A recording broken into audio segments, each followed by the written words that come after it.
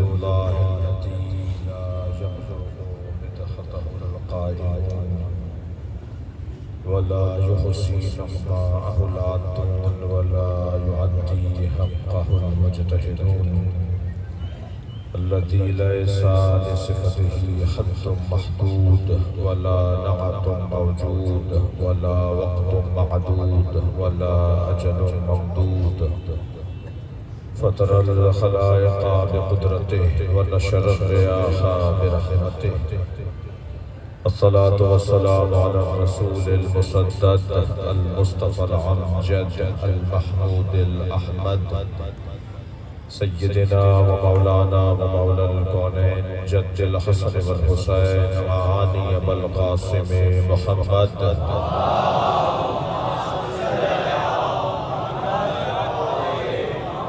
وآله الطيبين الطاهرين المعصومين الذين قال الله إنما يريد الله ليذهب عنكم الرجس أهل البيت ويطهركم تطهيرا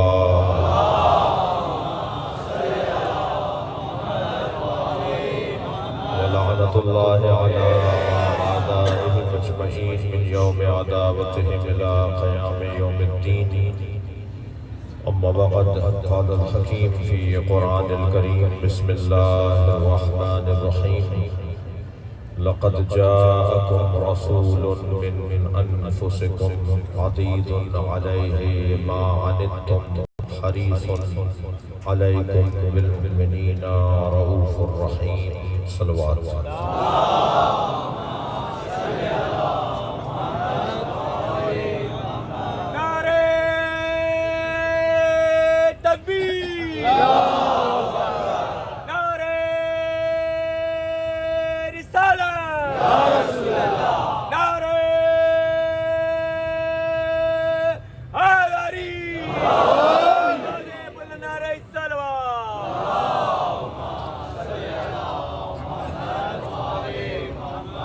ایک صلوات پڑھتے ہوئے تھوڑا سا آگے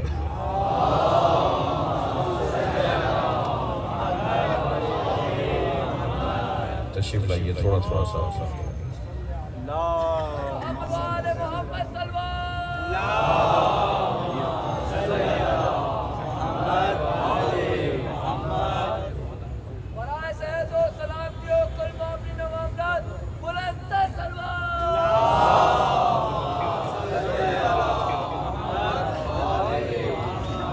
سورہ مبارکہ توبہ کی 128ویں آیت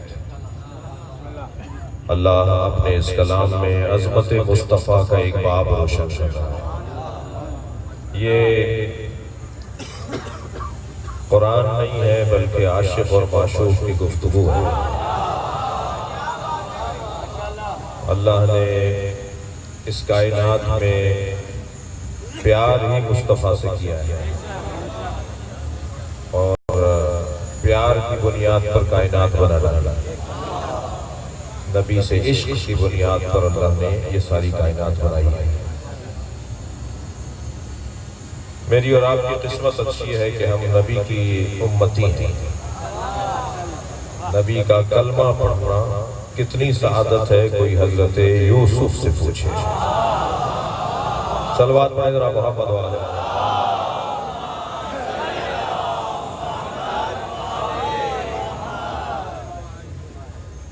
توجہ کر لیا انبیاء کرام آرزو کرتے رہے انبیاء کرام خواہش کرتے رہے کہ کاش ہم امت مصطفیٰ میں ہوتے ہم بھی نبی کے امتی ہوتے اور یہ بھی طے ہے کہ خالقیت الہیہ کا ایک جلوہ یہ ہے کہ اللہ نے جب چاہا انبیاء کو خلق کرنا تو نبی مکرم کی ہی برکت سے خلق ہوئے ایک توفیق ہوئی تھی ایک مصرے پر ایک کلام کہنے کی تو اس میں نعت کے 2 مصرے یہ ہوئے تھے کہ اے جبینے 2 شعر سنا دیتا ہوں اے جبینے مصطفیٰ اتنا بتا ملی ہے فاطمہ کیوں کر خدا سے ایک صلوات پڑھیں ذرا محمد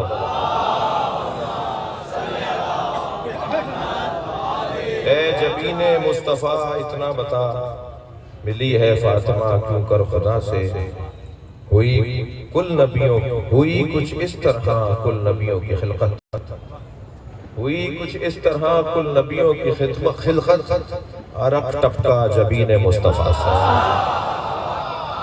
صلوات پڑھیں محمد و آل محمد۔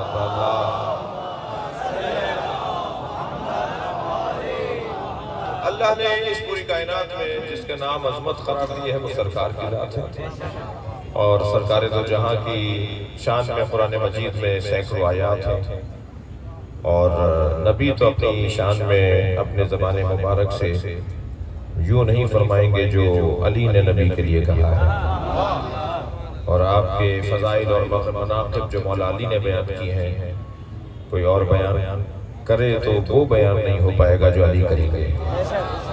لہذا بیان کرنے کا تو جیسے آج میں کوشش کر رہا ہوں، ایسے صحابہ کرام رضوان اللہ تعالیٰ علیہ مجمعین نے نبی کی عظمت بیان کی، مگر جو عظمت مولا علی نے بیان فرمائی ہے اس کا بیان ہی کچھ اور ہے۔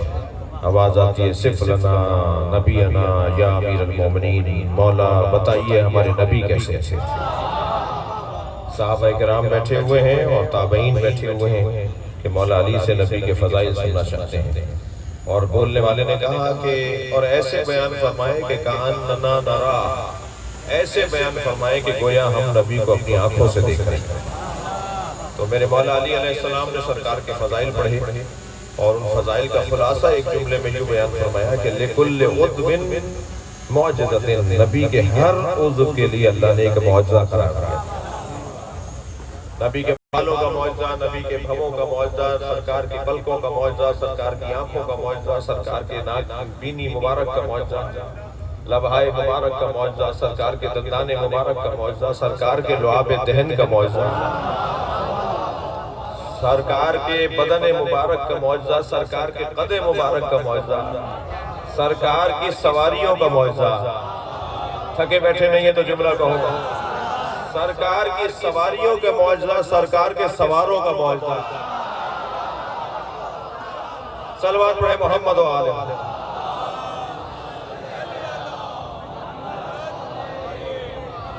توجہ کر رہے ہیں؟ جب سرکار نے ایک طرف امام حسن کو بٹھایا، دوسری طرف امام حسین کو، اور اپنے گھر سے باہر نکلے تو ایک صحابی محترم نے فرمایا کہ نعم المرکب، کتنا اچھی سواری ہے۔ جی حضرت ابوبکر نے فرمایا نعم المرکب، کتنی اچھی سواری ہے۔ سرکار نے فوراً فرمایا یہ بھی دیکھو نعم الراکب۔ صلوات پڑھیں مولا کی ذات پر۔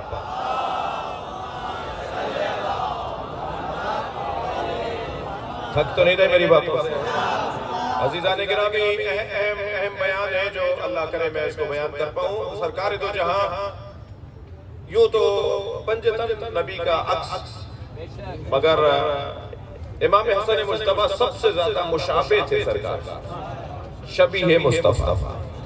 لہذا کتب سیاہ ستہ کے اندر روایت کہ ایک دن 4 یا 6 سال کا سن ہے امام حسن کا، مسجد سے باہر نکل رہے ہیں، تمام صحابہ کرام بھی باہر نکل رہے ہیں، سرکار کی رحلت ہو چکی ہے، امام حسن مجتبیٰ بھی تشریف فرما ہو رہے ہیں کہ عقب میں آنے والے لوگوں میں حضرت ابوبکر بھی ہیں۔ تو حضرت نے دونوں شانے پکڑ کر حضرت امام حسن کو اپنے شانے پر بٹھا دیا، اپنے کاندھے پر بٹھا دیا، اور لے کے چلے تو امام حسن نے دیکھا کہ مجھے اٹھایا ہوا ہے حضرت ابوبکر نے۔ مولا علی نے یہ منظر دیکھ کر مسکرانا شروع کیا۔ ایک صحابی نے آواز دے کر کہا یا ابوبکر، حسن کو آپ نے کاندھوں پر اٹھایا ہوا ہے، کہنا دیکھ نہیں رہے شبیہ مصطفیٰ ہے۔ بھئی کم سے کم یہ فیصلہ بھی ہو گیا کہ شبیہوں کو کاندھوں پہ اٹھایا جاتا ہے۔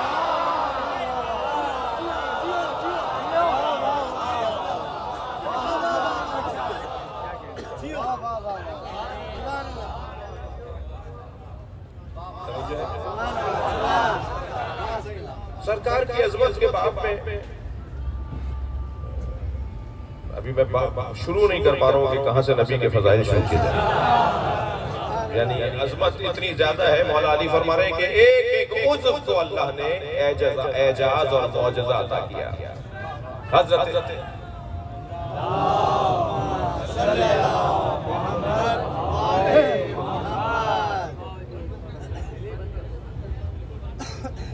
ایک اور صلوات نبی کی ذات پر، اس سے بہتر صلوات ممکن ہے تو عطیہ کریں۔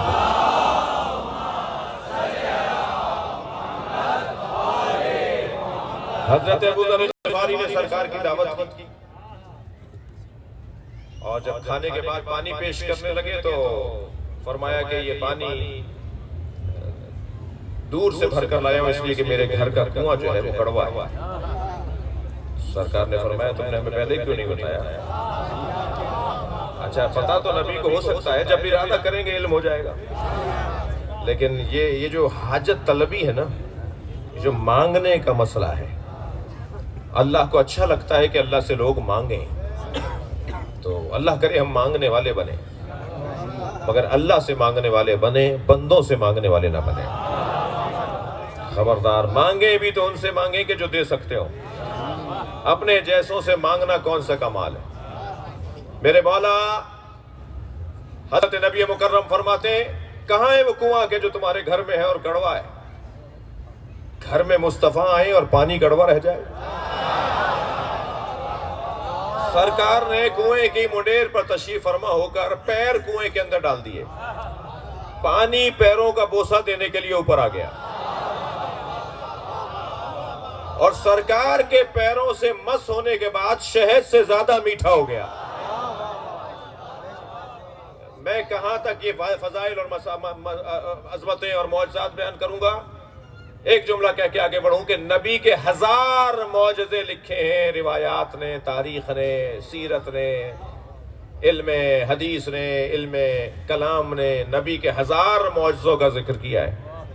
درخت کو حکم دیا وہ چلتا ہوا گیا، چاند کو اشارہ کیا ٹکڑے ہو گیا، سورج کو پلٹا دیا، کنکریوں سے کلمہ پڑھوا لیا، جانوروں سے باتیں کر لیں۔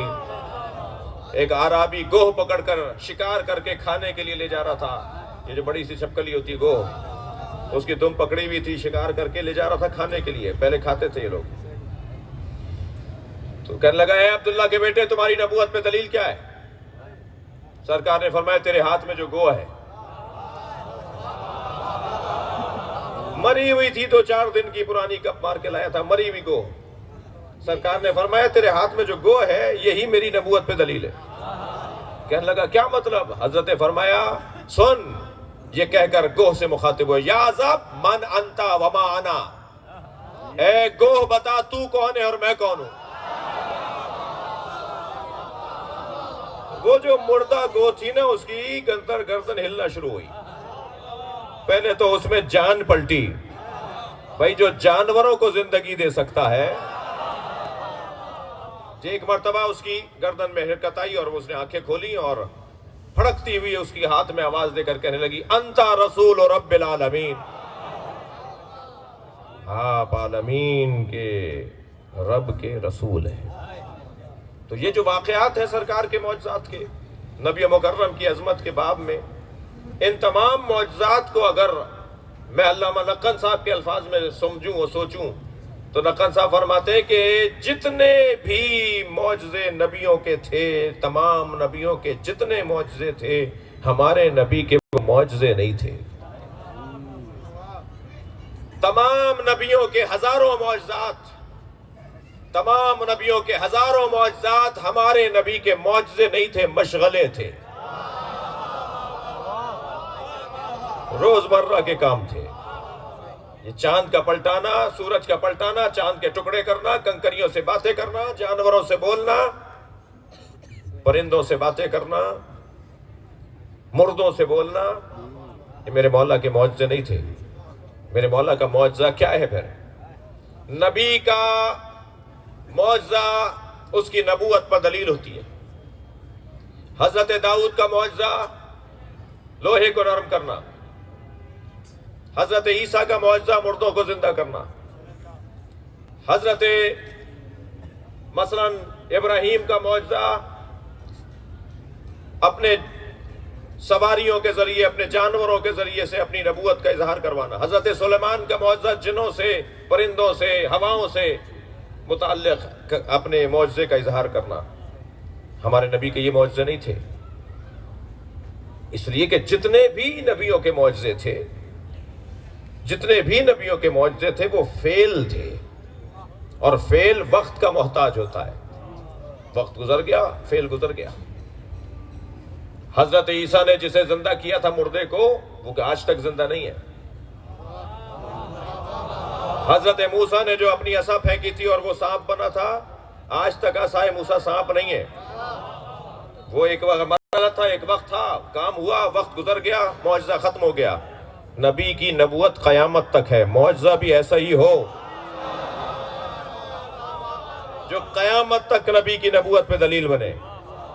اب نبی کا معجزہ کیا ہے؟ نبی کا معجزہ ہے، نبی کا معجزہ فیل نہیں ہے۔ دقت چاہوں گا، فیل وقت کا، میں بھی مجلس پڑھ رہا ہوں، 1 گھنٹے بعد جب میں مثلاً اتروں گا تو یہ وقت گزرا، فیل گزر گیا۔ لیکن نبی کا معجزہ اگر فیل ہوتا جیسے اور نبیوں کے معجزے فیل تھے تو وقت کے ساتھ ختم ہو جاتے۔ ہمارے نبی کا معجزہ فیل نہیں تھا، فیل نبی کا معجزہ نہیں تھا۔ نبی کا معجزہ علم ہے، اور علم بھی کون سا اور کیسا علم؟ جسے قرآن کہا جاتا ہے۔ یہ قرآن میرے مولا نبی کا معجزہ ہے۔ اللہ کا کرم ہے، ہم سنی شیعہ قرآن پڑھنے والے لوگ ہیں، ہم اہل قرآن ہیں۔ وہ باتیں پرانی ہو گئیں کہ شیعوں کا 40 پاروں کا قرآن ہے۔ کوئی شیعوں کا 40 پاروں کا قرآن نہیں ہے۔ شیعوں کا 40 پاروں کا قرآن ہے تو کوئی لا کے تو دکھائے کہ وہ 10 پارے کون سے ہیں؟ کہاں ہیں 30 پاروں کے علاوہ 10 پارے؟ اور آج تک کوئی پیش نہیں کر پایا اسے، سوائے الزام لگانے کی۔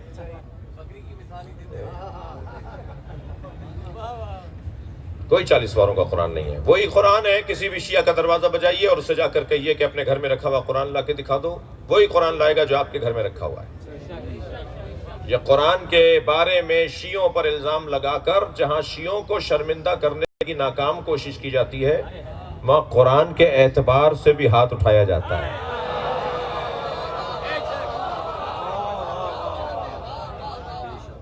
یہودی ہنستا ہے اس کے اوپر، عیسائی خوش ہوتا ہے اس کے اوپر، صہیونی تالی پیٹتا ہے اس کے اوپر کہ دیکھو مسلمان اسی میں لڑ رہے ہیں کہ 30 پاروں کا یا 40 پاروں کا۔ کوئی 30 پاروں کا، کوئی 40 پاروں کا، سب کا وہی 30 پاروں کا قرآن، وہی ایک ہی قرآن۔ آیات میں بھی کوئی فرق نہیں، زیر زبر میں کوئی فرق نہیں۔ قرآن کی حقانیت خود قرآن ہے۔ خبردار قرآن کے بارے میں منفی سوچ، اور یہ بھی جاہلانہ باتیں ختم ہونی چاہیے کہ شیعہ ولد ضالین پڑھتے ہیں اور سنی ولد ضالین پڑھتے ہیں۔ یہ بھی جاہلانہ باتیں، غیر علمی باتیں۔ نہیں، کوئی ولد ضالین وہ نہیں پڑھتے، کوئی ولد ضالین ہم نہیں پڑھتے۔ مخرج کا مسئلہ ہے، زبان اگر ضاد کا تلفظ زبان جہاں دانتوں پہ جا کے لگے گی اور زور لگے گا تو جو آواز نکلے گی وہ لگے گا جیسے دال پڑھ رہے ہو، لگے گا جیسے ضاد پڑھ رہے ہو۔ حتیٰ پڑھنے میں بھی شیعہ سنی میں کوئی فرق نہیں ہے۔ میں شیعہ برادری سے کہوں گا، اور اس مجلس میں آدھی برادری، کم سے کم آدھا مجمع میرا شیعہ برادری کا ہے، شیعہ ہیں، ان سے گزارش کروں گا کہ اپنی کچھ کمزوریاں دور کرو۔ سنیوں کی کمزوریاں میں نہیں بتاؤں گا، سنیوں کی کمزوری سنی علماء بتائیں گے، ورنہ غلط فہمی ہو جائے گی۔ میں شیعوں کی کمزوری بتاؤں گا۔ شیعوں کی ایک بڑی کمزوری قرآن سے دوری ہے۔ عزیزان گرامی، ایک علاقے میں ایک مولانا 1000 گھروں میں کیسے پہنچیں گے بچوں کو پڑھانے کے لیے؟ 1000 گھروں میں 10 مولانا حضرات کیسے پہنچیں گے؟ یہ سوچ کر کہ شیعہ ہی قاری چاہیے، شیعہ ہی حافظ چاہیے، شیعہ ہی قرآن کا معلم چاہیے، آپ اپنے آپ کو، میں اپنے بچوں کو قرآن سے دور کر رہا ہوں۔ جب قرآن ہی دو نہیں ہے تو سنی قاری سے پڑھ لو۔ صلوات پڑھیں ذرا محمد و آل محمد پر۔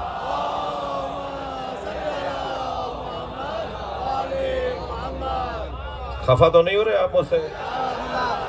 نہیں عزیزان گرامی، قرآن سے دوستی بڑھانی ہے، قرآن سے پیار بڑھانا ہے، قرآن سے آشنائی حاصل کرنی ہے۔ نبی کا معجزہ قرآن، سرکار کا معجزہ قرآن۔ سرکار کی نبوت آج ہے یا نہیں؟ ہم محمد الرسول اللہ پڑھتے ہیں یا نہیں پڑھتے ہیں؟ تو آپ کا معجزہ کیا ہے؟ قرآن۔ جب تک سرکار کی نبوت ہے، سرکار کا معجزہ قرآن باقی رہے گا۔ قرآن پر کوئی ایک آنچ نہیں لا سکتا، اللہ اس کا محافظ ہے۔ ایک اس کا زیر کم نہیں کر سکتا، ایک اس کا واو بڑھا نہیں سکتا، اس لیے کہ اللہ نے کہا ہے کہ ہم نے اسے نازل کیا ہے اور ہم ہی اس کے محافظ ہیں۔ قرآن مجید نبی کے معجزات میں سے ایک معجزہ، ایک ایک آیت سرکار دو جہاں کے اوپر نازل ہونے والی ہمارے لیے رہنما۔ کچھ آیات ایسی ہیں جن آیات کو اپنے گھروں میں فریم کروا کے لگوانے کی ضرورت ہے۔ یا ایھا الذین آمنوا علیکم انفسکم، اے صاحبان ایمان تمہیں تم پر واجب کیا گیا ہے۔ میں اپنے اوپر غور کروں بس، دوسرے کے لیے مجھے تحقیق کا حکم نہیں دیا۔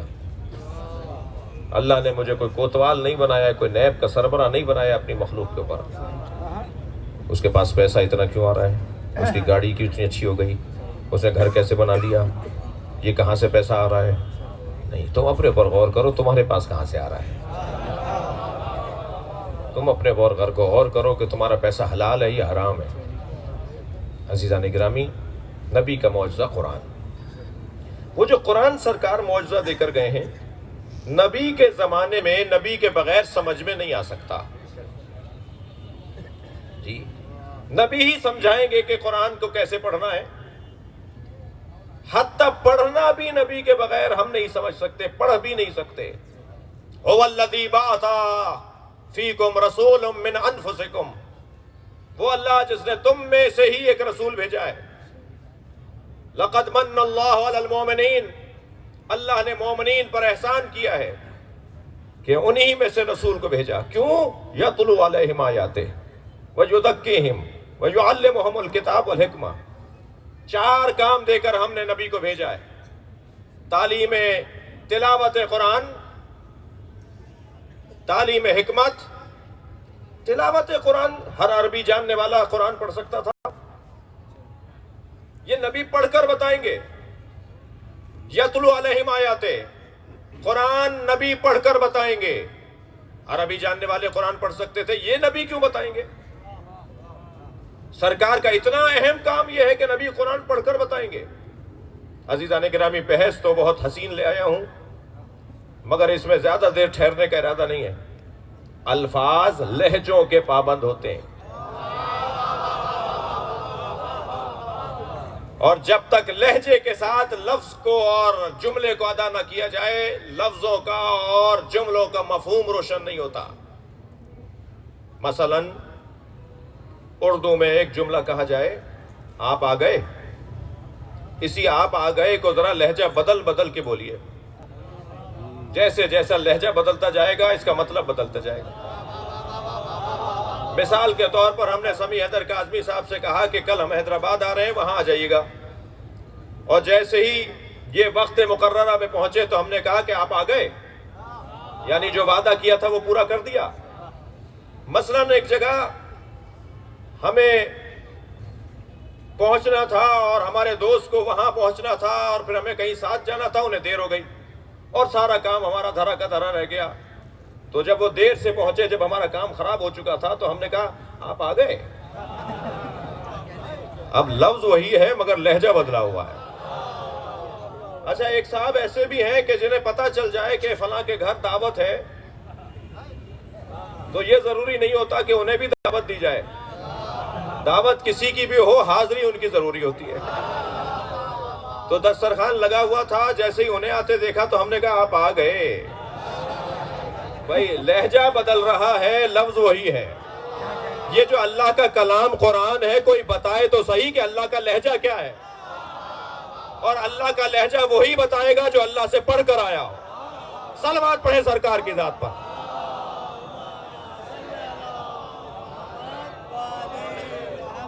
کون سی آیت کس لہجے میں نازل کی گئی ہے؟ اللہ کا مراد، اللہ کا مطلب یہاں غضب ہے، غیظ ہے، غصہ ہے، کرم ہے، رحم ہے، وہ وہی بتائے گا جو قرآن کے خالق کے لہجے سے آشنا ہو۔ لہذا کہا پڑھ کر بتائیے، یتلو علیہم آیاتہ، قرآن کی تلاوت۔ الف سے انار، بے سے بکری والی کتاب کے لیے تو استاد کی ضرورت ہے۔ قرآن سمجھنے کے لیے معلم کی ضرورت نہیں ہے۔ نبی کے زمانے میں تو نبی کے امتیوں کو نبی پڑھ کر بتائیں اس کی ضرورت ہے، نبی کے بعد ضرورت نہیں ہے کہ کوئی پڑھ کر بتائے، بدرجہ اولیٰ ضرورت ہے۔ لہذا سرکار نے فرمایا میں قرآن اکیلا چھوڑ کر نہیں جا رہا۔ بھائی صلوات پڑھ لیں محمد و آل محمد پر۔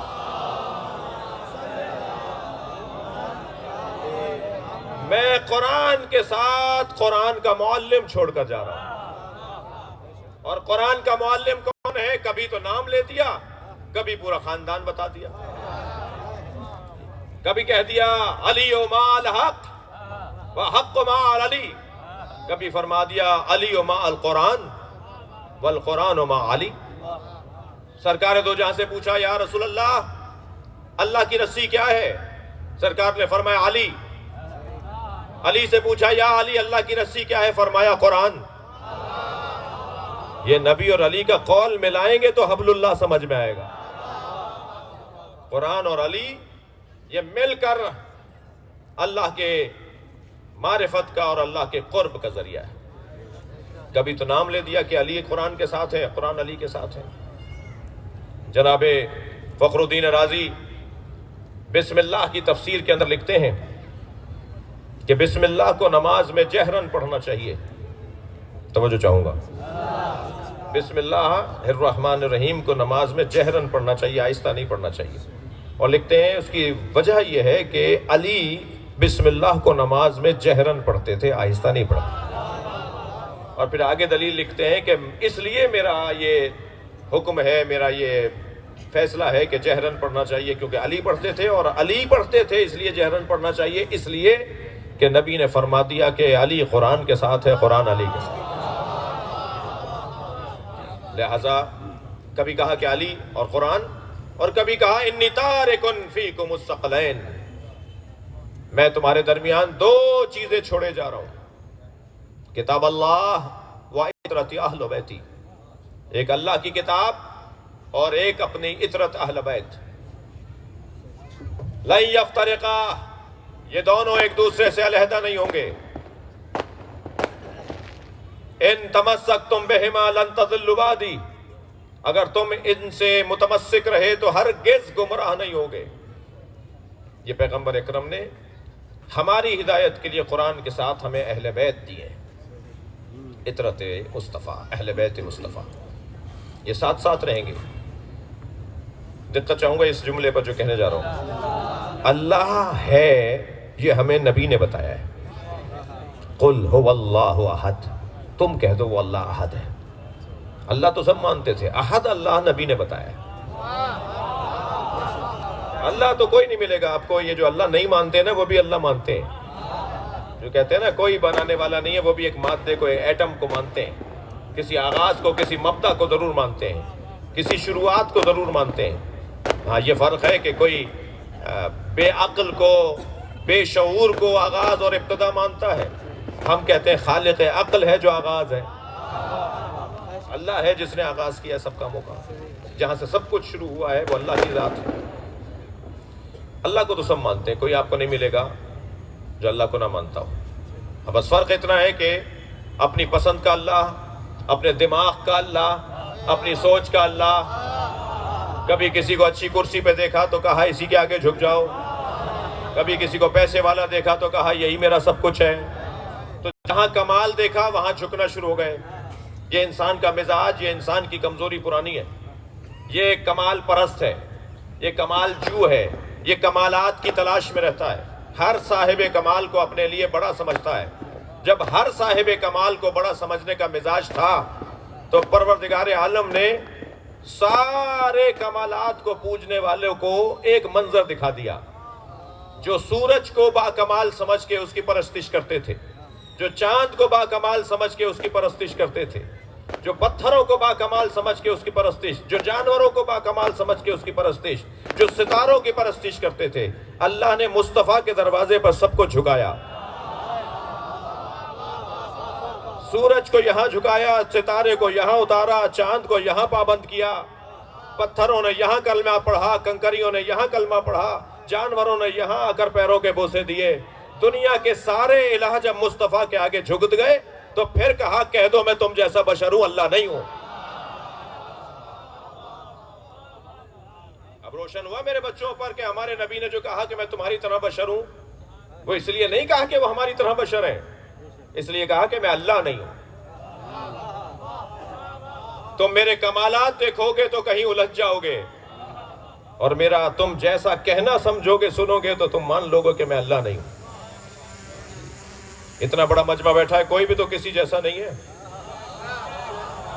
اللہ نے جنہیں ایک جیسا بنایا وہ ایک جیسے نہیں ہے، تو مصطفیٰ ہم جیسے کیسے ہوں؟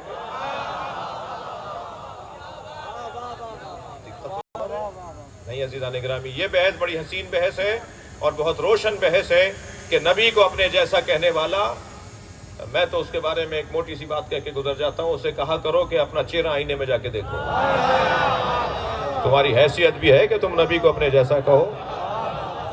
عجیب بات ہے، عجیب داستان ہے جی۔ ہم جیسے ہیں، ہمارا تو سایہ ہے جی، ہمارے نبی کا سایہ نہیں تھا۔ میری انگلی کٹ جائے گی تو خون نکلے گا، لیکن جب امام حسین کو بھوک لگتی تھی اور سیدہ دور ہوتی تھی تو نبی اپنا انگوٹھا مولا حسین کے منہ میں دے دیتے تھے، نبی کے انگوٹھے سے دودھ نکلتا تھا۔ ہم جیسے ہیں، سرکار کا پسینہ ٹپکے تو نبی بنے، شرم کرو ہم جیسے۔ سرکار کا لعاب اگر علی لے لے تو سلونی کا دعویٰ کریں، نبی ہم جیسے ہیں۔ نہیں عزیزان گرامی، انتہا درجے کی توہین ہے یہ کہنا کہ نبی ہم جیسے ہیں۔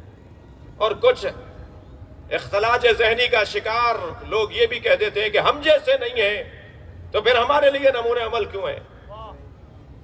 تو ہم بھی یہی جواب دیتے ہیں کہ جب ہمارے لیے نمونے عمل ہے تو ہم جیسے کیسے ہیں؟ تم کیوں نہیں ہو نمونے عمل جب تم جیسے ہیں؟ تو تمہیں کیوں نہیں بڑا بنا دیا گیا جب تم جیسے ہیں؟ تو نہیں عزیزان گرامی، دنیا کے جتنے بھی مکاتب اور جتنے بھی ادیان ہیں، جتنے بھی دھرم ہیں، جتنے دین ہیں، وہ اپنے دین کے پہنچانے والے کو اپنے سے افضل مانتے ہیں۔ یہ مسلمان کا تھوڑا سا دماغ خراب کیا گیا ہے، تو انشاءاللہ بہتر ہو جائے گا۔ محمد علی محمد بلندر صلوات۔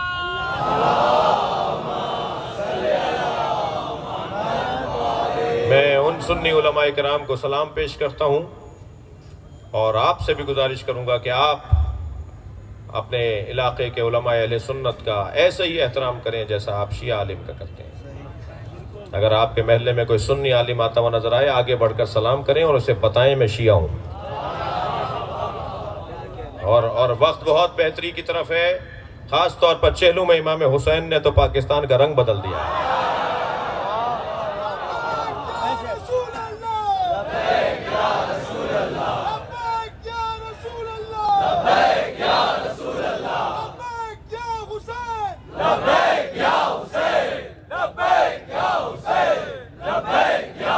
میں تو ایک مدت سے ڈھونڈ رہا تھا کہ پاکستان میں یزید کا کوئی چاہنے والا ہے۔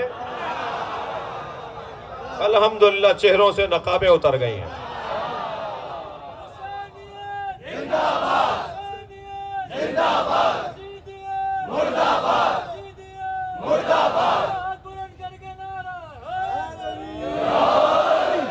الحمدللہ الحمدللہ بہت ساری چیزیں روشن ہوتی جا رہی ہیں، مجھے امام کے ظہور کی خوشبو بھی آ رہی ہے،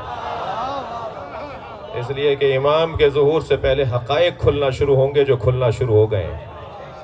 میں اپنی قوم کی طرف سے ہر جگہ پورے پاکستان میں، اسلام آباد سے لے کر کراچی تک کا اور یہاں تک کا سفر کرتا ہوا گزشتہ 2 مہینوں میں آپ کی خدمت میں حاضر ہوا ہوں۔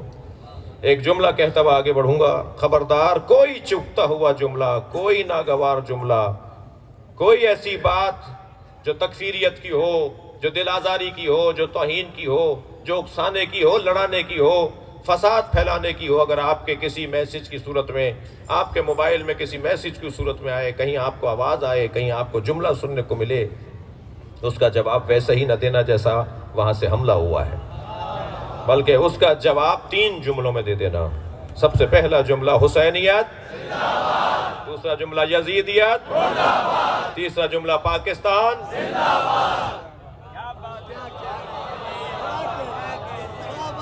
یہی جواب ہے۔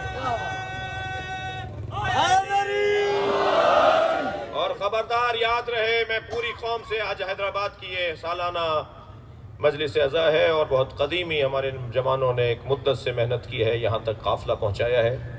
یہاں بھی یہ جملہ کہتا ہوا آگے بڑھوں، قومی پیغام ہے، مقدسات اہل سنت کی توہین کرنا، بلواؤں گا میں آپ سے، اہل سنت کے مقدسات کی توہین کرنا، سب نہیں بولے، اہل سنت کے مقدسات کی توہین کرنا، مسلمہ اسلامی مسالک کے مقدسات کی توہین کرنا۔ یاد رہے، ہم خلفائے ثلاثہ امہات المومنین کی توہین مقدسات اہل سنت کی عنوان سے حرام سمجھتے ہیں، مگر بنی امیہ کی تعظیم ہم نہیں کریں گے۔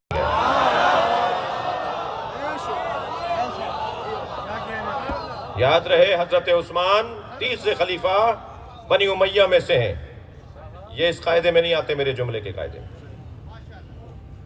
اس قاعدے میں نہیں آتے۔ خلفائے ثلاثہ امہات المومنین کی توہین کرنا حرام ہے، مگر بنی امیہ کی تعظیم ہم نہیں کریں گے۔ کیا کرو گے تم؟ گلا کاٹو گے؟ ہم نے گلے دے دے کر تو شہر بسائے ہیں بھائی، جن شہروں میں قبرستان نہیں ہوتے وہ شہر نہیں ہوتے، شہر ہوتا ہی وہ ہے جہاں قبرستان ہو۔ صلوات پڑھے محمد و آل محمد پر۔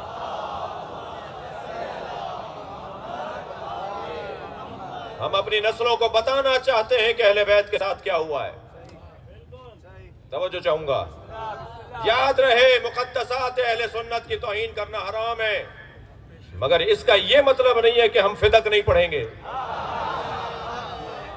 ہم غدیر نہیں پڑھیں گے، ہم مولا علی کی خلافت کے اوپر گفتگو نہیں کریں گے۔ یہ ساری باتیں ہوں گی۔ ہاں، ہم تو پہلے بھی بہت محتاط اور مؤدب انداز سے، علمی انداز سے بات کرنے کے قائل ہیں۔ جو ہمارے درمیان کچھ غیر محتاط لوگ رہے، ہم ان کے پیچھے نہیں کھڑے ہوئے، ہم نے ان کا ساتھ نہیں دیا۔ علماء اہل سنت نے بھی اپنے غیر ذمہ دار سنی خطیبوں کا ساتھ نہیں دیا، دیوبندی علماء نے بھی اپنے غیر ذمہ دار لوگوں کا ساتھ نہیں دیا، شیعہ علماء نے بھی اپنے غیر ذمہ دار خطیبوں اور ذاکروں کا ساتھ نہیں دیا۔ ہم انہیں دعوت فکر دیتے آ رہے ہیں کہ محتاط ہو جاؤ، اور الحمدللہ وہ محتاط ہو رہے ہیں۔ متحمل نہیں ہے پاکستان چینج آف بلاک کی طرف ہے، نئے دوستوں کی تلاش میں، نئے دوست مل چکے ہیں، ان سے دوستیاں بڑھ رہی ہیں۔ جب نئے دوست ملتے ہیں تو پرانے دوستوں کے دل چھوٹے ہوتے ہیں۔ پاکستان کے پرانے دوست دل چھوٹا کر رہے ہیں، خفا ہو رہے ہیں، انہیں دعوت دے رہے ہیں، انہیں پیغام دے رہے ہیں، پاکستان کو ترقی کرنے دو، پاکستان کو آگے جانے دو۔ یہ جو ہمارے پاکستان کے اندر، ہمارے ملک کے اندر گزشتہ ایک مہینے کے اندر جو کچھ ہوا، اس کے پیچھے کیا سازش تھی؟ بر وقت علماء اہل سنت، ریاست پاکستان نے، حکومت پاکستان نے اور علماء اہل سنت اور اہل تشیع نے بر وقت مسئلہ سمجھ کر مسئلے کو حل کیا۔ مسئلہ کیا تھا؟ ایک جملے میں کہہ دوں، یاد رہے، پاکستان کا سنی اور شیعہ اسرائیل کو تسلیم نہیں کرے گا۔ لبیک یا حسین،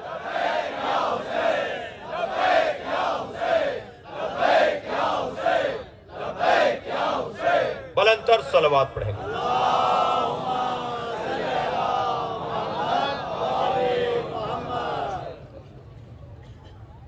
نبی مکرم کی عظمت کا باب، اپنے بعد قرآن کے ساتھ اہل بیت کو چھوڑ کر گئے، اور جب اہل بیت کا تعارف کروایا میدان مباہلہ میں، تو امام حسن کو انگلی پکڑائی اور امام حسین کو گود میں لیا، اور نبی کے پیچھے سیدہ زہرا اور سیدہ کے پیچھے مولا علی، پنجتن کی انجمن۔ اور یہ قافلہ ایسا چلا، یہ قافلہ ایسا چلا کہ آج تک چل رہا ہے، یہ قافلہ آج بھی جاری ہے۔ عزیزان گرامی، ان ہستیوں میں یوں تو ہر ایک ہستی پر گفتگو کرنے کے لیے وقت مستقل درکار ہے، مگر میرے سر پر جو دو عظیم نام لکھے ہوئے ہیں، ان میں ایک نام سرکار کا اور دوسرا نام سرکار کے بڑے بیٹے کا، سبط اکبر مصطفیٰ، نبی کا بڑا بیٹا۔ مولا علی اپنے سینے پہ ہاتھ رکھ کے فخر کے ساتھ فرماتے ہیں وَسِبْتَ أَحْمَدٍ وَلَدَايَ مِنْهَا فَمَنْ مِنْكُمْ سَحْمٌ كَسَحْمِي، میں نبی کے 2 بیٹوں کا باپ ہوں۔ نبی مکرم کے بڑے بیٹے کو امام حسن کہا جاتا ہے، اور اس بڑے بیٹے کی عظمت، اس بڑے بیٹے کی فضیلت، 3 سال کا سن ہے، نبی کی آغوش میں بیٹھے کہ ایک شخص نے آ کر کہا کہ اے عبداللہ کے بیٹے تمہاری نبوت پہ دلیل کیا ہے؟ سرکار نے فرمایا میرا حسن، توجہ تھوڑا سا، میرا بیٹا حسن۔ کہا یہ بچہ کیا بات کرے گا؟ جی امام حسن گود میں، نبی مکرم فرما رہے میری نبوت پہ دلیل میرا بچہ حسن ہے۔ کہنے لگا یہ بچہ کیا بات کرے گا؟ تو فوراً میرے مولا حسن گویا ہوئے سل فقیہن ولا صبیہ، تو ایک فقیہ سے بات کر رہا ہے، بچے سے نہیں بول رہا ہے۔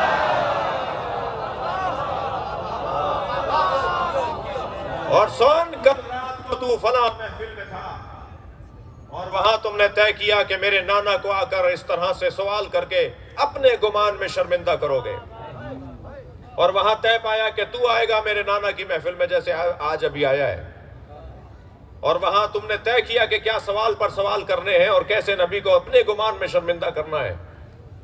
تم رستے میں چلے تو فلاں مقام پر تم رکے اور وہاں تمہیں 2 لوگ ملے جن میں سے ایک نے تمہیں یہ ٹوکا، سمجھایا کہ یہ کام نہ کرو ذلیل ہو جاؤ گے،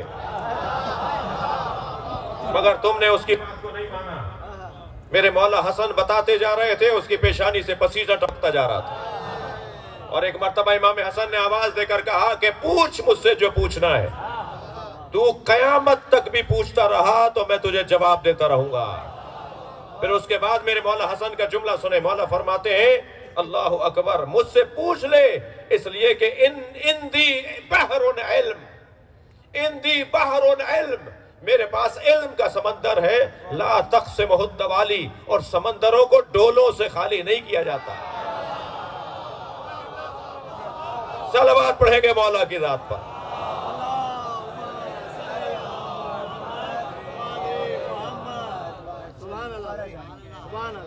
گھر میں تشریف لائے میرے مولا علی، جناب زہرا نے فرمایا یا علی آج میرے بابا نے یہ خطبہ دیا، 2 دفعہ ایسا ہی مرحلہ، 3 دفعہ ایسی بات ہوئی۔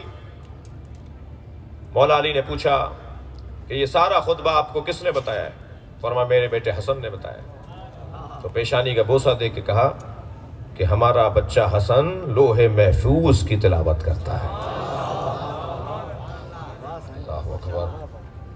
عزیزان گرامی، یہ بات بھی یہی روشن ہو جائے کہ یہ تقسیم کہ امام حسن کے مزاج میں صلح اور امام حسین کے مزاج میں جنگ تھی، یہ معرفت سے خالی بات ہے۔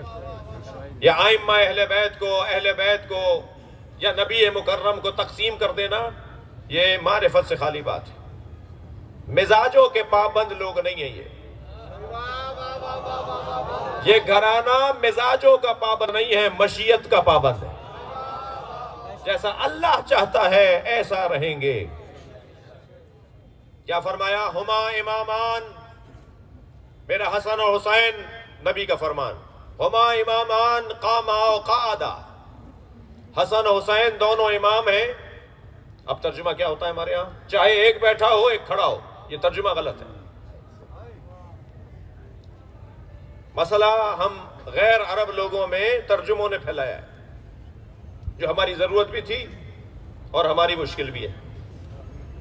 ضرورت اس لیے کہ ہمارا اب نہیں ہے، لہٰذا ہمیں کوئی ترجمہ کر کے بتائے کہ قرآن کیا کہہ رہا ہے اور حدیث میں کیا فرمایا گیا ہے، اور ترجمہ کرنے والے نے جو کہہ دیا اس کی مہربانی، اس کا کرم۔ اگرچہ میں سلام پیش کروں گا ترجمہ کرنے والے قرآن اور حدیثوں کے ترجمہ کرنے والے افاضل شخصیات کا۔ اب اگر فرض کریں انہوں نے 4 لاکھ الفاظ کا ترجمہ کیا ہو اور 5 جگہ ان سے بے توجہی ہو گئی ہو، تو اب 5 کو لے کر نہیں ہم پھریں گے۔ ان کی وہ جو 5 لاکھ کی انہوں نے خدمت کی ہے اسے یاد رکھنا ہوگا، لیکن وہ جو 5 چیزیں نکل آتی ہیں وہ بھی کبھی کبھی خطرات لے آتی ہیں۔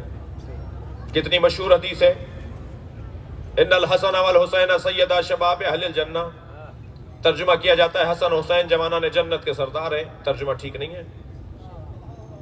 اس کا مطلب یہ ہے مر جاؤ جنت میں چلے جاؤ تو دو سردار ملیں گے جنہیں حسن حسین کہتے ہیں، یعنی نبی فرما رہے ہیں کہ مردوں کے سردار ہیں حسن حسین. یہ نبی نے کہا ہی نہیں ہے، یہ نبی تو فرما رہے ہیں ان الحسن والحسین سیدا شباب اہل الجنہ، حسن حسین جوانان اہل جنت کے سردار ہیں. اور اہل جنت ہونے کے لیے مرنا ضروری نہیں ہے.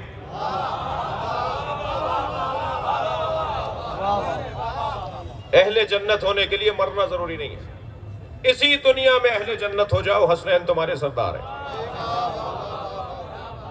جنت کے مالک، جنت کے اہل بن جاؤ، حسنین تمہارے سردار ہیں.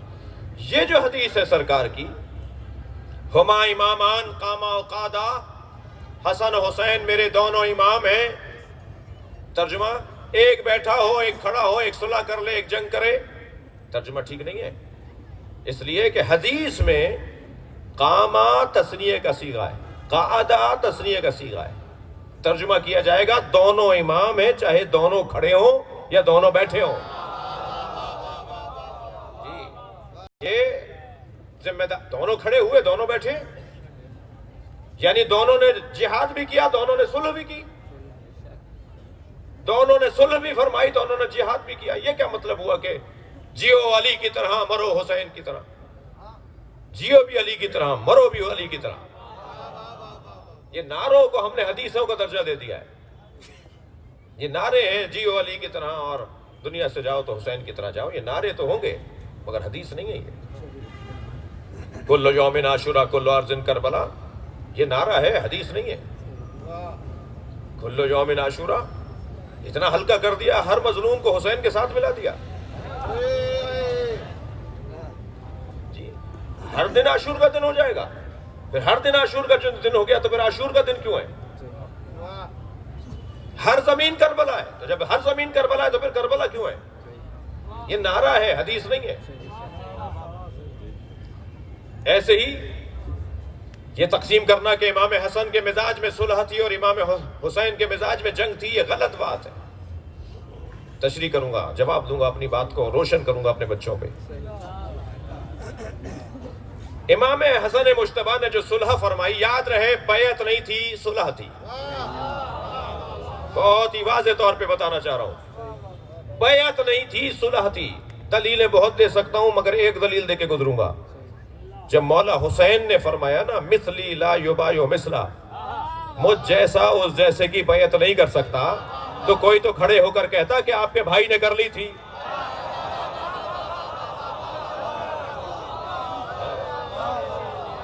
میرے مولا حسن نے، صلوات پڑھے محمد و آل محمد.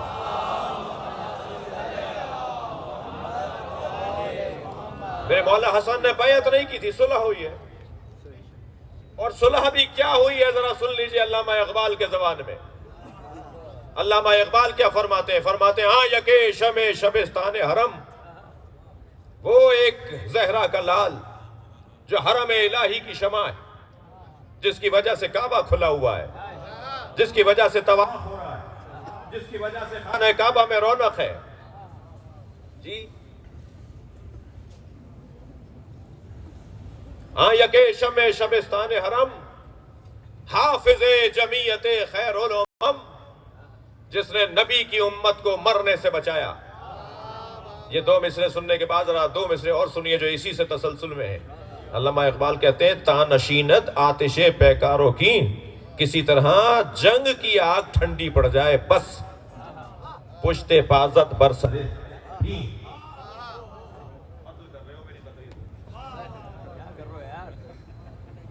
محمد علی محمد بلندر صلوات.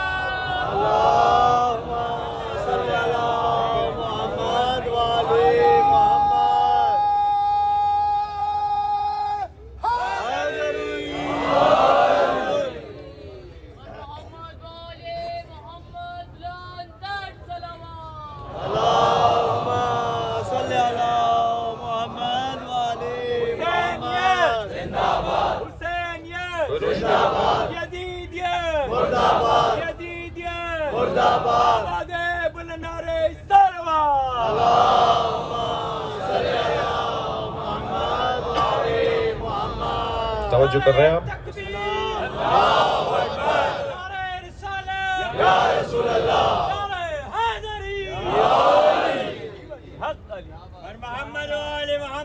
bulantar salawat.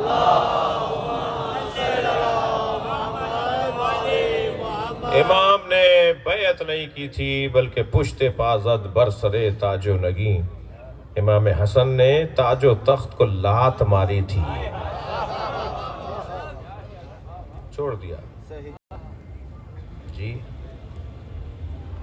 مزاج کا مسئلہ نہیں ہے، مشیت کا مسئلہ ہے۔ امام حسن کی صلح کے بعد 10 سال تک امام حسین نے صلح کی، اپنے بھائی کی صلح پر قائم رہے۔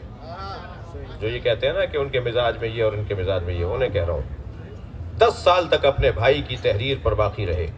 آخری شق کے ٹوٹنے کا انتظار تھا، آخری شق یہ تھی کہ اگر تمہاری رحلت ہو جائے تو حکومت میرے حوالے ہوگی، اور اگر میری رحلت ہو جائے تو میرے بھائی حسین کے حوالے ہوگی۔ یہ آخری شق تھی جس کے ٹوٹنے کا انتظار تھا، اور جیسے ہی فیصلہ ہوا کہ اب حاکم ہے مسلمانوں کا حاکم یزید ہے، یہ آخری شق ٹوٹ گئی تھی۔ 10 سال تک امام حسین نے صلح کی اور پھر میدان میں آئے۔ پھر بھی جنگ کرنے نہیں آئے، جنگ کرنے کوئی بچوں کو لے کر نہیں آتا، مزاج میں جنگ نہیں تھی، پابند مشیت ہے۔ عزیزان گرامی، امام حسن کی سیرت کے حسین پہلو ہیں۔ حیدرآباد کی یہ مرکزی مجلس سے ایک بہت بڑی تعداد میں میرے عزیز تشریف فرما ہیں، اور جوانوں کی تعداد کچھ کم نہیں ہے۔ جوان کو جذبات اور احساسات اور غصے اور شدت سے تعبیر کیا جاتا ہے۔ جوان جو جلدی جوانی دکھائے، جوان جو دیوانی دکھائے، نہیں عزیزان گرامی، فرش عزائے حسین پہ بیٹھنے والا جوان دیوانہ نہیں ہوتا، بامعرفت ہوتا ہے۔ اس کے احساسات اور اس کے جذبات اپنے مولا کے حکم کے پابند ہوتے ہیں۔ آستینیں لوٹ لینا شجاعت اور بہادری نہیں ہے، ذمہ داریوں کی ادائیگی شجاعت اور بہادری ہے۔ اور یہ پیغام امام حسن مجتبیٰ کی زندگی کا بڑا حسین اور روشن پیغام ہے کہ اپنے فرائض کو سمجھو اور پھر ان کی ادائیگی میں اپنی توانائیوں کو استعمال کرو۔ میرے مولا نبی فرماتے ہیں، ان کانا حلمن شخصا لکانا حسنا، اگر حلم اور بردباری کوئی شکل، کوئی صورت، کوئی ہیکل تبدیل کر کے آ جائے تو اسے حسن کہا جاتا ہے۔ امام حسن کی زندگی کا حسین پہلو بردباری ہے، تعامل مزاجی ہے، حلم ہے، صبر ہے، برداشت ہے۔ آپ کے خلاف اگر کوئی بات ہو تو ذرا صبر کر کے دکھاؤ، فوراً جواب دینا ہنر نہیں ہے۔ اللہ سے مدد لینا اور اچھے جملے کا اللہ سے القاء کا امید رکھنا، یا اللہ کوئی ایسی بات بتا دے، کوئی ایسا ذہن میں خیال ڈال دے جو میں اپنے اس مخالف کو جواب دوں۔ آپ یقین جانیے گا کہ صبر کے بعد جو لطف اور ذائقہ انسان کو اپنی روح کے اندر آتا ہے وہ کسی اور چیز سے نہیں آتا۔ معصوم فرماتے، مولا حسن فرماتے ہیں، ان لم تکن حلیما فتحلم، اگر حلیم اور بردبار نہیں ہو تو پھر حلم اور بردباری کا مظاہرہ کر کے دکھاؤ۔ جی، لفظ ریاکاری تو یہاں اچھا نہیں لگے گا، لیکن سمجھنے کے لیے کہہ رہا ہوں کہ دکھاوا کر کے دکھاؤ، دکھاوا کرو، بردباری کا، تحمل مزاجی کا دکھاوا کرو۔ کسی نے کوئی بات کہہ دی، دکھاؤ کہ تم غصہ نہیں کرتے، تم برداشت کرتے ہو، تمہارے مزاج میں ٹھہراؤ ہے، تمہاری طبیعت میں اطمینان ہے۔ وہ گالی دے رہا ہے، وہ بدتمیزی کر رہا ہے، امام حسن کے چاہنے والوں سنی شیعوں سے مخاطب ہو۔ وہ بے ادبی کر رہا ہے، وہ بدتمیزی کر رہا ہے، امام حسن فرماتے ہیں ذرا مظاہرہ کر کے تو دکھاؤ کہ تم برداشت بھی رکھتے ہو۔ شام سے آیا مسافر دیکھتا ہے امام حسن اپنے چاہنے والوں کے ساتھ مدینے میں گزر کر رہے ہیں، ایک گلی سے گزر رہے ہیں۔ دور سے دیکھ کر کہنے لگا، اتنا احترام یہ کس کا ہو رہا ہے؟ کون ہے جو ان کے درمیان چل رہا ہے؟ کیا یہ حسن مجتبیٰ ہے؟ تو وہیں سے آواز دی مولا علی کو، لعن کی، اس نے گالی دی مولا کو، سب کیا مولا علی پر، اور پھر جناب زہرا کی توہین کی، پھر امام حسن کی توہین اور امام حسین کا نام لے کر توہین کی۔ امام حسن کا رخ کسی اور طرف تھا، حضرت نے یہ آوازیں سن کے اس کی طرف دیکھا، چاہنے والے غصہ کر رہے تھے تو امام نے فرمایا خاموش ہو جاؤ، اور اس کے قریب بڑھنے لگے۔ کچھ فاصلے پر جا کر امام نے 2 باتیں کی۔ بڑا پیغام ہے میرے لیے اور آپ کے لیے۔ پہلی بات تو امام نے یہ فرمائی کہ تم مسافر ہو، تھکے ہوئے ہو، سفر سے آئے ہو، اور ہم اس شہر کے رہنے والے ہیں۔ ہم تمہارے لیے قیام و طعام کا انتظام کرنا جانتے ہیں، اور جب تم قیام و طعام سے فارغ ہو لو تو پھر ہم سے بات کرنا۔ اور اگر یہی تمہارا خیال پھر بھی رہے تو اگر تم سچے ہو تو اللہ ہمیں معاف کرے، اور اگر تم سچے نہیں ہو تو اللہ تمہیں معاف کرے۔ عزیزان گرامی، آج بہت آسان ہو گیا ہے، یہاں سے ایک میسج آیا فوراً ان سے برداشت نہیں ہوا، انہوں نے ایک اور میسج ڈال دیا، اور یہ خیال نہیں کر رہے کہ یہ سائبر کرائم کیا ہوتا ہے، اور آپ کے ریکارڈ بنائے جاتے ہیں، اور آپ یہ غلط کر رہے ہیں جو کر رہے ہیں، آپ دل آزاری کر رہے ہیں، آپ توہین کر رہے ہیں، آپ بے ادبی کر رہے ہیں، پھر مسائل کھڑے ہوں گے۔ خبردار، غلطیوں پر ایف آئی آر کٹیں تو قومی لیڈروں سے بھیک نہ مانگنا، قومی لیڈروں سے بھیک نہ مانگنا، اور ماتم پہ ایف آئی آر کٹے تو ڈرنا نہیں۔ ہمارا حق ہے، ہم اس ملک کے اندر اپنی عبادت کو انجام دینا چاہتے ہیں۔ میں گزارش کروں گا، یہ جو چہلم کی مناسبت سے مشیوں پر ایف آئی آریں ہوئی ہیں، ان کے حوالے سے ایک پالیسی آپ کو بیان کر کے جا رہا ہوں۔ کیا پریشانی ہے آپ کو ایف آئی آر سے؟ جب ہم نے طے کیا تو آپ سے کہیں گے کہ جیل بھر دو، پھر پورے سندھ کی اور پورے پاکستان کی جیلیں بھری جائیں گی، اس لیے کہ ریلی میں 5 نام جو لکھے گئے ان کے ساتھ لکھا گیا وَدِیگر شرکائے ریلی۔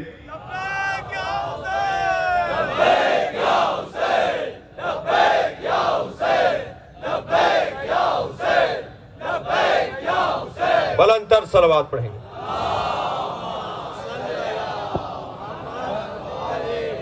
لیکن نہیں، انشاءاللہ بہت جلد پاکستان اور خاص طور پر صوبہ سندھ اور صوبہ پنجاب کی حکومتیں، سنیوں کے اوپر بھی ایف آئی آر کٹی ہوئی ہیں، شیعوں پر بھی ایف آئی آر کٹی ہوئی ہیں، یہاں سے بھی گرفتاریاں ہیں، وہاں سے بھی گرفتاریاں ہیں۔ ہر ایک کو اپنا مکتب اور مسلک اور اپنی عبادت کرنے کا حق ہے، اور کوئی نئی بات نہیں ہوئی، کوئی نیا کام نہیں ہوا۔ مرکزی جلوس میں شریک ہونے کے لیے چھوٹے علاقوں سے جب لوگ مرکزی جلوس میں شریک ہونے جائیں گے تو ہر ایک کے پاس تو وسائل نہیں ہیں کہ وہ سواریوں کا انتظام کریں۔ پھر ابھی میں جام شوروں سے اور کراچی سے اور جام شوروں سے ہوتا ہوا آپ کے پاس پہنچا ہوں، میں نے ہر روڈ رستے پہ لوگوں کو چلتے آتے دیکھا ہے۔ ان کے ساتھ سب کے پاس این او سیاں ہیں کیا؟ یہ جو روڈ رستوں پہ چل رہے ہیں لوگ، ایک جگہ سے دوسری جگہ جا رہے ہیں، ان کے پاس این او سیاں ہیں؟ اچھا، پھر عجیب بات نہیں ہے کہ پاکستان کا جھنڈا اٹھا کے جا رہے ہیں تو اعتراض نہیں؟ بھائی یہ شہری ہیں، یہ ایک جگہ سے پورا امن انداز سے الحمدللہ پورے پاکستان میں ایک نئی تاریخ رقم ہوئی ہے۔ ہم کسی کا ریکارڈ توڑتے نہیں ہیں، اپنا ریکارڈ بناتے ہیں۔ الحمدللہ آپ نے اپنا ریکارڈ بنایا ہے، اور بہت ہی پرامن انداز سے یہاں تک پہنچے ہیں، اور الحمدللہ کچھ دن بعد ربیع الاول کا مہینہ شروع ہو رہا ہے۔ 8 ربیع الاول تک آپ اہل بیت کے غم میں مصروف رہیں گے، اور 9 ربیع الاول کے بعد سے آپ عید میلاد النبی کے جلسے اور محفلیں کریں گے۔ یہ چوک بھی مجھے بتایا گیا ہے کہ میلاد کا چوک ہے، اور الحمدللہ پاکستان کا اور خاص طور پر سندھ کا اور بالخصوص حیدرآباد کا تو رنگ ہی کچھ اور ہے۔ یہاں کا سنی بھی مولائی ہے، یہاں کا شیعہ بھی مولائی ہے، یہاں کا ہندو بھی عالی مدد بولتا ہے۔ تو یہ جو حسن ہے اس خطے کا، اسے محفوظ رکھنا ہے، اور خبردار اگر آپ کی سبیل لگانے پر کوئی تنگ نظر سنی آپ کو ناراضگی کا اظہار کرے تو آپ اس کی ناراضگی پر دل چھوٹا نہ کیجیے گا۔ مسئلہ اس کا اور آپ کا نہیں ہے، مسئلہ آپ کا اور مصطفیٰ کا ہے۔ سرکار دو جہاں کا مسئلہ ہے اور آپ کا مسئلہ ہے۔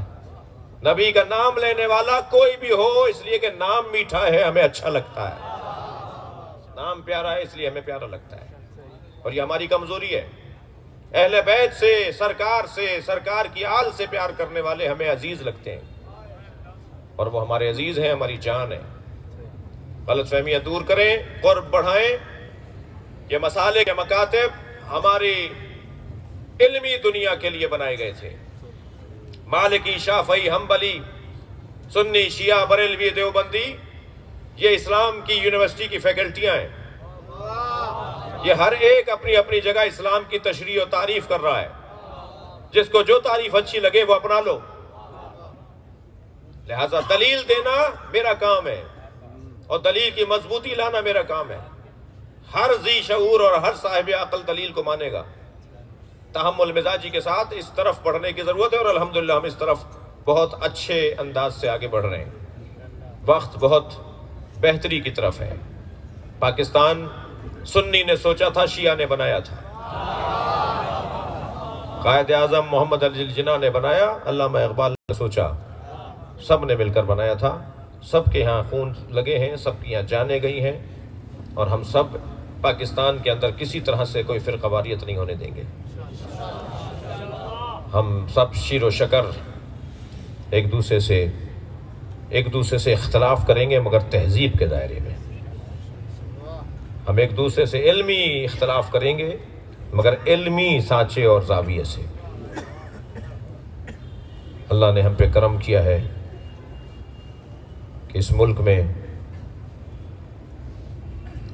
جو بسنے والے مسلمان ہیں وہ غالب اور اکثریت میں نبی اور آل نبی سے محبت کرنے والے ہیں.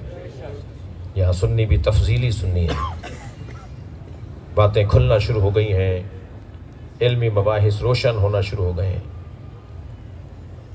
کہ حسین مولا پہ رونا کوئی بدعت نہیں ہے بلکہ سنت نبی ہے، اور پھر فطریات کا حصہ ہے، عقلیات کا حصہ ہے. میرے عزیزو، یہ کیسے ممکن ہے کہ حسین کی شہادت پہ نبی روئیں اور نبی کی امت کہے کہ یہ بدعت ہے؟ ام سلمہ تم سو رہی ہو، میرا حسین کربلا میں مارا گیا. یہ جملہ سرکار دو جہاں کا ام المومنین حضرت ام سلمہ کے خواب میں بی بی فرماتی ہیں سرکار کے سر پہ امامہ نہیں تھا، ابادوش پر نہیں تھی، پیروں میں نالینیں نہیں تھیں، اور نبی کے روئے انور پر کربلا کی خاک لگی ہوئی تھی، اور مجھ سے فرما رہے تھے کہ میرے حسین کو مار دیا. عزادارو، چلیے اپنے ذہنوں کو ذرا کربلا لے چلیے. کربلا میں ایک بچہ جب مولا سے اجازت مانگنے آیا تو امام حسین نے لوٹا دیا یہ کہہ کے کہ تم اپنی ماں کا سہارا ہو. یہ بچہ دوسری دفعہ آیا تو امام نے یہ کہہ کر لوٹا دیا کہ بیٹا تم ابھی کم سن بہت ہو. امام شاید چاہتے تھے کہ کسی طرح اس کی شہادت میں تاخیر ہو.